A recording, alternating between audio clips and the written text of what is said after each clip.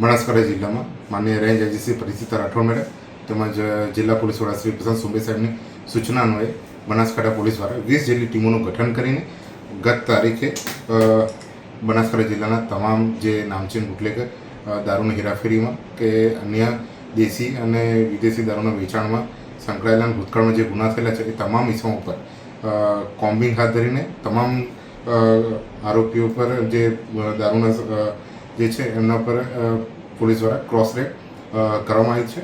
આમાં જે ક્રોસ રેડમાં ખાસ કરીને અલગ અલગ પોલીસ સ્ટેશનની અલગ અલગ જે ક્રોસમાં જે પોલીસ સ્ટેશન છે એ પ્રમાણે આખી આ રેડ કરવામાં આવી હતી.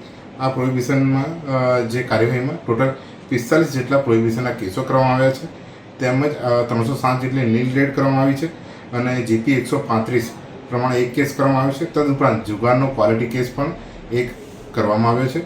આપણે જણાવીએ કે વારે તહેવારે આ રીતની જે ક્રોસ રેડ છે એનું આયોજન બનાસકાંઠા પોલીસ દ્વારા કરવામાં આવી રહ્યું છે, જેથી આવા જે ઇસમો છે અને લેભાગુ તત્વો છે એના પર યોગ્ય કાર્યવાહી પોલીસ દ્વારા કરી શકાય. આભાર.